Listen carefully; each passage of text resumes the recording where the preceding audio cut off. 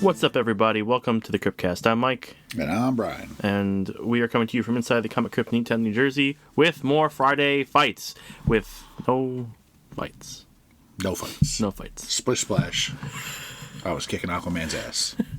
He did a lot of ass kicking in this. Yeah, he was pretty badass in this. Yeah. So we're looking at Aquaman number 11 by Jeremy Adams and Nimit Malavia. It's like every other tie-in so far.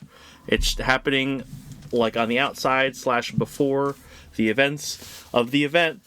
So not a whole lot to talk about other than the fact like speculating on what the fuck's going on in the book because we haven't been reading it. I like that it's like DCKO tie-in. This happened way before that shit started. It's like, then is it really a tie-in? It ties in. Well, so when I was reading it, I read like the first 3 to 4 issues, right? Of the regular Aquaman series. Right, because that started after Absolute Power in the All-In like slew of books to come out. Right. And it was interesting because he lost his powers. He has Mara's powers. Right, so he can control the water. Right. Yeah. Atlantis disappeared through an Omega Gate, and it was in the blue. The blue! Mm-hmm. So Aquaman... It's not as catchy as the green. No, it doesn't roll off the tongue as much. It sounds sad. Aquaman went to the blue, but it's blue, and stuff happened. But I tapped out before I found out how he saved Atlantis or did not save Atlantis. Okay. So when it went through an Omega Gate, did it time travel?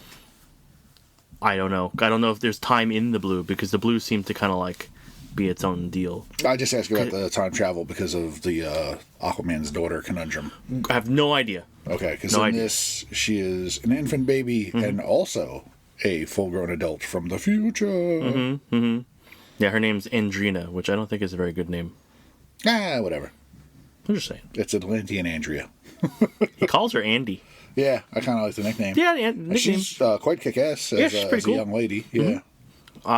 If we can get the new crop of... We could do the equivalent of a Champions, like a Marvel Champions in DC with the new crop of like let's put Trinity and Andy and I don't know who else on there. Damien and Jonathan or whoever. Sure. I think they would be a little older for them for the timeline wise. Sure. But you could do it. I'm just saying they could crop up. You 13 Lantern on there. They'd still lose to Marvel's because Marvel's got 30. Yeah. I'm just saying. I'm just trying to pitch undesignated children running around. Yeah. It's easier in Marvel to do that stuff. I would just like to see it because she is interesting because she is pretty kick-ass. The fad of I'm a sidetrack on the fad of like making children versions of all the characters. Just fucking pisses me off. We've talked about it. I don't care. I get it, but like at the same time, it's like there's a girl, Ghost Rider.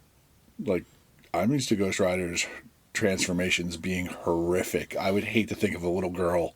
Are you talking about the newer one? Phantasma. Yeah. Okay. Yeah. Like, don't get me wrong, the aesthetic is cool. I like the flaming pigtails out of the helmet. But if this girl's face melts off every time she changes, I'm going to feel terrible. Well, she's wearing a helmet, so you can't tell. Yeah. Still. We're talking about this because there's not a whole lot to talk about in Aquaman. Gist of Aquaman: him and his team of water people fight parademons and stop them making an apocalypse furnace in the water. Yeah. So under the sea, a group of parademons led by the Six. Yeah. What are they called? I don't know. Some water thing. Yeah, it's like the Sinister Six, but water based. Yeah, they're the Submersible Six, amped up, apocalyptic powered. And they're building a furnace, like one of the apocalypse furnaces that you see on Apocalypse that like spout fire. They're just trying to do that underwater, and they stop them, and that's pretty much it. But the team is cool. The team is interesting. We've got time displaced Aquaman's daughter, very cool. Yep. We've got the Lady of the Lake, which is pretty sweet. She had a thing where she popped out of a hot tub. Yeah, because she said travel through water. Now that the connection to the blue is restored, now she can like go water to water, water to water. Like, I kind of want to know how crazy that is. Can she, like, come through a puddle in the gutter? Like, you know? Like, I mean, she popped out of a pool on a cruise ship, so I'm going to say right, you know, like, she just comes out of a curb. Like, I get confused on the twins. Zan? Zan, yeah. Zan is the boy. Who can now just turn into water without no twinning. fist bumping activation. He just gets to change because ever since Absolute Power, Jan's been gone. Yeah. Jan and Zan are the Wonder Twins, if you don't know. Yeah, way Wonder back Twins powers activate. from Super Friends. She could turn into animals, he could turn into water. Yeah. She's missing. And it was always, like, really stupid in the cartoon. Like, she turned into a giant eagle and he turned into a bucket of water. You know? He's useful in here. He's very useful. Yeah, no, he's very useful.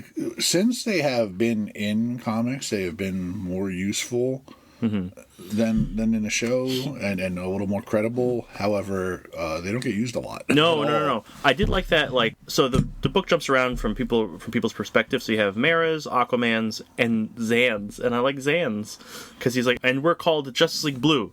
But, you know, only I really call us that. Only I call us that, yeah. I kind of dig his awkwardness, like being like... He's a kid. Yeah. Around a bunch of adults. I mean, he's like teen, right? He's not... Yeah, he comes off like he's like 16, 17, 18, whatever. He's not like 12. It just makes me raise so much more questions DC-wise, and it's like, if San and Jan were around, why weren't they part of the Titans? Like, why aren't you using them more? Like, put them... You know, I think they have a lot of like weird pop culture baggage. They do have pop culture baggage.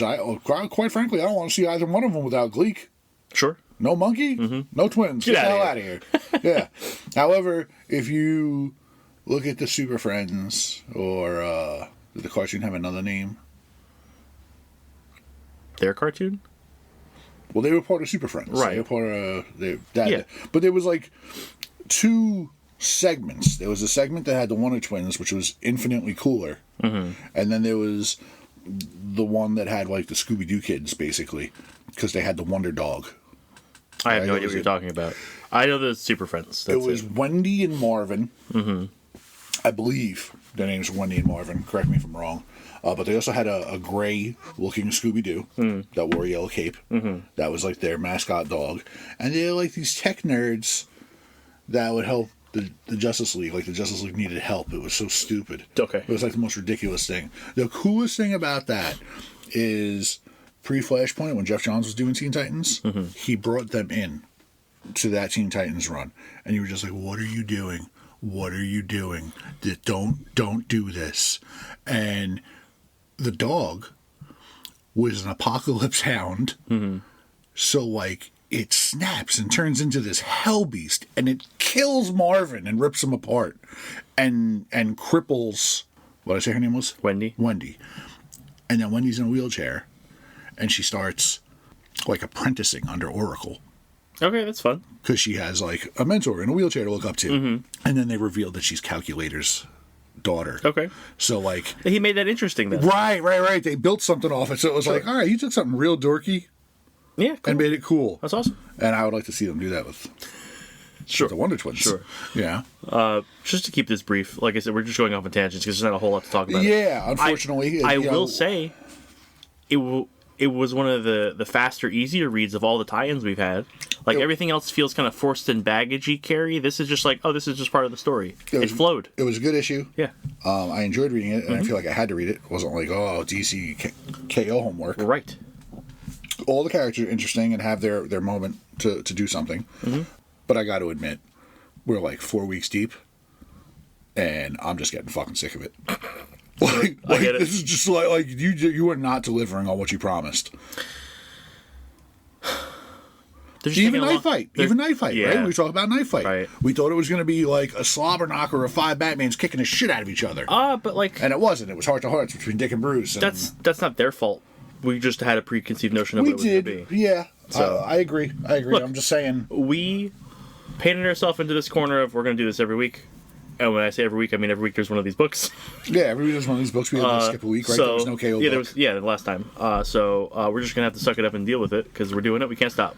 That's fine. I do not mind sitting down at the table talking comics with you, even comics that are not delivering. It's just like, man, you're making this way longer than it needs to be. You're incorporating this is gonna stuff go that doesn't need forever. to be incorporated. Yeah. I know, and that's part of the problem. It's like we're going to have like 6 to 8 weeks worth of books before anyone throws a punch. Think how cool it's going to be when there's actual fights. I don't know, man. Everyone pissing and moaning and complaining about X events, and at least my X events are happening. You shut up about X when we're talking about DC. I'm just saying. All right. My X event is delivering. It's okay. Anything else about this? Then we can go do another thing. Whether you like it or not, whether it's okay, it's not my point. My point is the fact that like it's not like, oh, it's coming, and we're hinting towards it, and we're leaning toward. No, it's active. It is doing shit. Whether it's good or bad, it's doing shit. Whether you like it or not, it's happening. Yeah. Throw a punch. We'll get there. I'm tired of fight themed. They beat up a bunch of parademons. Yeah. Thank God I don't listen to our own podcast, because if I had to listen to that bell ring one more time and not have to hear any results, ding, ding, ding, and no one fights. They just splashed around a little bit in the water this week.